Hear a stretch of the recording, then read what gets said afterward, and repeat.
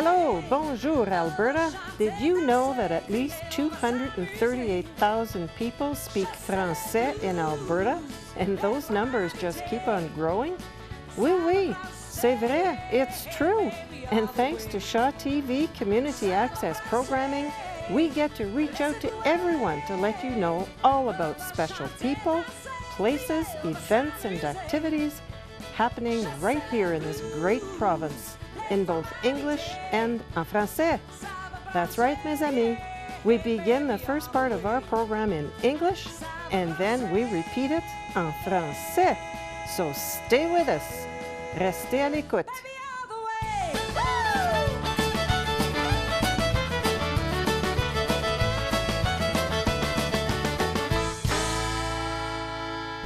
Bienvenue and welcome to Hello, Bonjour, Alberta. I'm Marc Lalonde. And I'm Anne Boiteau. And in this episode, we're very pleased to present two fascinating people. Alison Thompson, who is founder, chair, and managing director of CanGEA, which we'll get to in a moment, the Canadian Geothermal Energy Association. And with her is Ben Thibault of the Pembina Institute. He's a program director. Welcome to both of you. Yes, thank you. Let's start with you, Alison. Can you tell us a bit about yourself, first of all, where you're from, what kind of a background you might have, and how you came to be involved with CanGEA? Sure. I live right now in Calgary. I've also lived in Drumheller and Pincher Creek, so all around Alberta, but I'm from Toronto originally. And I also went to school in Montreal, Kingston, and Nice, France. So wow. I do have a little bit of a Bonjour Alberta connection to the French language. And by trade, I'm a chemical engineer. Okay. And now I use my chemical engineering to instead really direct it towards more renewable energy. Okay, well, we'll talk about your founding of CanGEA in just a moment. And Ben, what's your background? Sure, yeah, I was born and raised in Lethbridge, Alberta. I went to French immersion school until got into high school, and then took a biochemistry degree at the University of Lethbridge before moving on to Harvard Law School to take my law degree, and then clerked for the Court of Appeal in Ontario, in Toronto, before joining Pembina in about 2010. So work mostly on electricity issues with Pembina, and yeah, it's what puts me in touch with geothermal. Okay, I'll see where that link is. Yes, I was going to ask you, how do you go from law, clerk of the court, to the Pembina Institute? Anne's a lawyer too, so. Yeah. Okay, well, I really got into it because I wanted to focus on policy. So interested in environmental issues and in energy issues, and that's what Pembina focus on, is the nexus of where energy impacts on environment. And so work on policy issues to try and help mitigate the environmental issues that arise through energy development. And so yeah, really went to law school to focus on policy. It's a bit of a different route than some people take, but. Yes, and you decided to move to Alberta, move back to Alberta. Yeah, the job came up. There was a job available in Calgary, and you know, it brought me closer to family. And my wife's family is also from Lethbridge, so it's nice to be in Southern Alberta. Cool. And Alison, how did you end up in Alberta? Probably graduating from university in Montreal and thinking about what to do. Back then, lots of jobs in the oil and gas business. So I think, like most Albertans, we all have some connection to the oil and gas industry, and work brought me out to Calgary. Ah, okay. And so tell us how you started CanGEA. Well, What brought you there? What is geothermal energy? That's a good question. Let's make sure, because I'm sure some of us are like me, and until I saw the website, I really didn't know what I thought I knew. And the thing is about geothermal is it's actually a lot of different things. So when we use the word petroleum, we might be talking about oil or gas or oil sands, and geothermal as well is an adjective. It could be talking about the heat pumps that people use in their homes, or the hot springs that we go to as tourists to bathe and to swim. Or if you go down deep enough, there's actually lots of pools of hot water called aquifers. And if you tap into that, when you bring that to the surface, it's hot enough to spin turbines. And so renewable electricity or power can be produced from the same aquifers we find oil and gas in. Interesting. Okay. But you're mostly concerned with the more the commercial applications as opposed to the residential heating things. Right. I think it's very approachable for a homeowner to try to use a heat pump. And in fact, Drake's Landing down in Okotoks, Alberta, is actually one of the most world significant places to combine renewable energies together. So they use heat pumps, which are very shallow heat from the earth, and solar panels, and that provides heating for their whole community. Where CanGEA really concentrates on the opposite end, which is drilling to about 3 kilometers underground, again, right where the oil and gas aquifers are, and you bring up hot water, hot enough to make steam into electricity. And then in between that, the other opportunities are just using kind of like bathtub hot water, that type of temperature for things like greenhouses or for fish farms. People use it for lumber drying. It really is just limited by your imagination, not by engineering. Okay.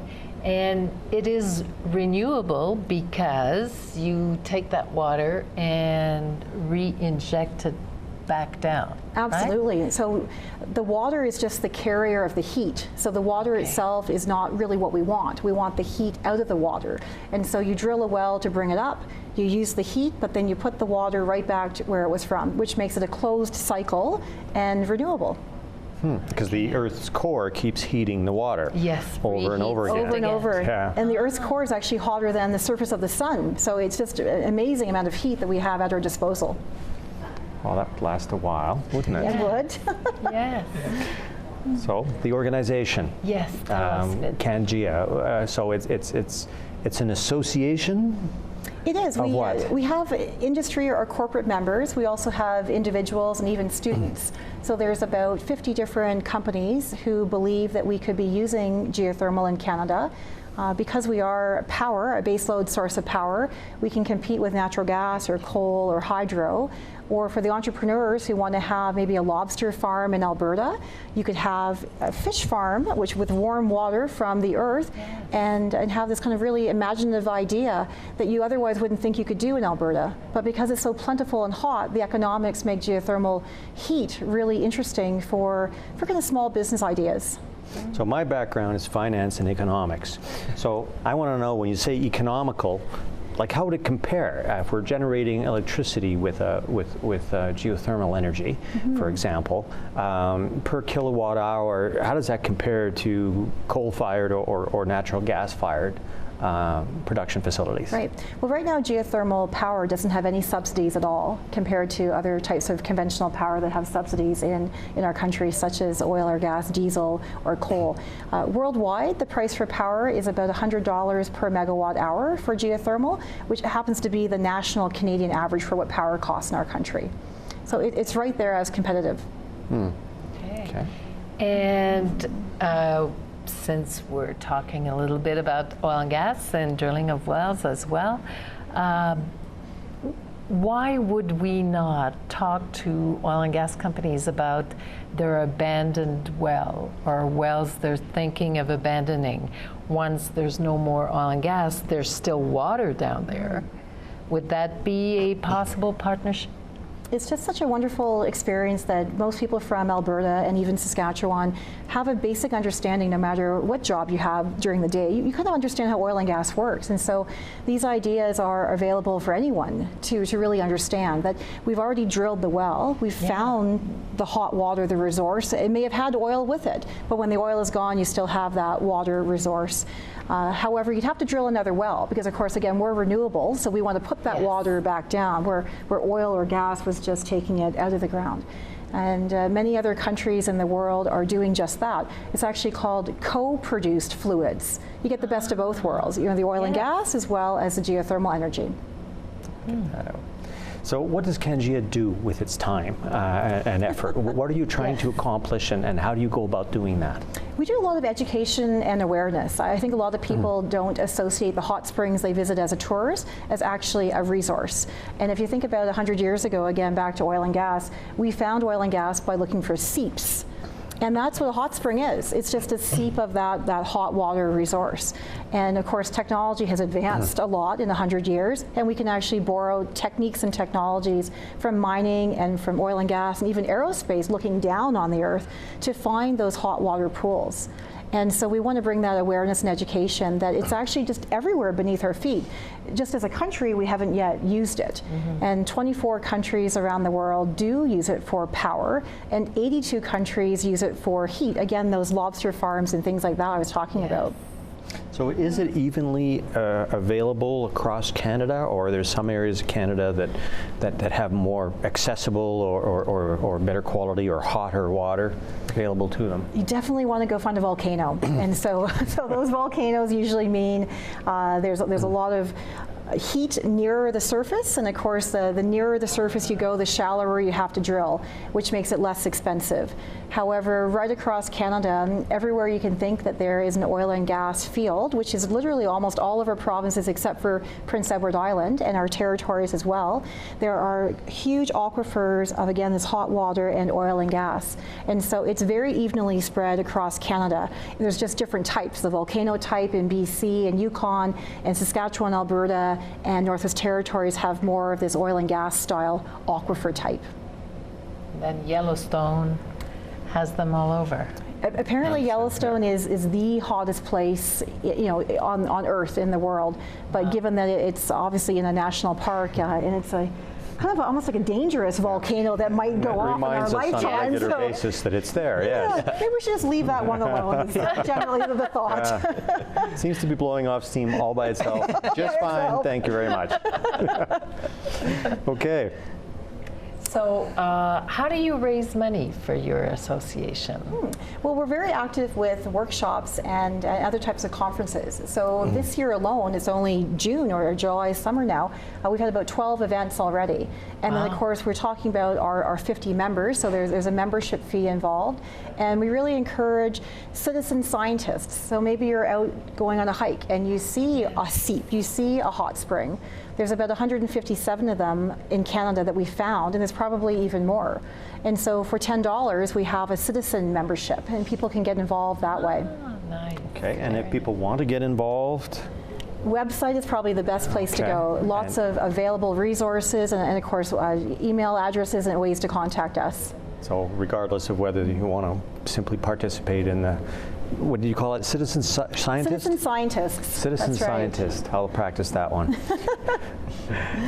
And or from a to help out from a financial point of view, or for the business, because I understand a number of the businesses, I was sort of looking at the list, are not businesses you would naturally associate with geothermal.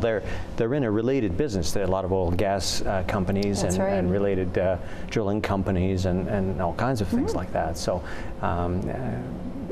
Obviously, there are benefits that can be talked about when they contact you. Oh, sure, because of course we're the resource, but you still need geologists and geophysicists and drillers, but then you also need accountants and bankers and lawyers. It really is the full service supply chain, so everyone can get involved. And again, of course, a lot of people are involved by having these heat pumps in their houses. Yes. There's about 120,000 of them across Canada, and so most people are using it already. They don't even know that they're using it. Just want to get that word out there, geothermal. Yes. Let's involve Ben a bit here, because I want to talk about what kind of policy changes we need to have. We don't have much time here, about a half a minute or so, but if you can give us an idea as to what kind of policies would help this. Sure. In short, we lack renewable energy policy of any type in Alberta, actually. So there's nothing supporting renewable energy policy of any type of renewables. And, geothermal could really use to be demonstrated in a demonstrable and commercial way in Alberta, I think would be like a really good first step for geothermal. And so a policy that would really enable this to happen in the province. I know that there's some issues with licensing the resource and stuff like that too that need to be addressed in Alberta. Some specific stuff like that would be really helpful. Thanks for that. Thanks for that. Well, we've been talking to Alison Thompson of CanGEA and Ben Thibault of the Pembina Institute. And please stay with us. On continue en français.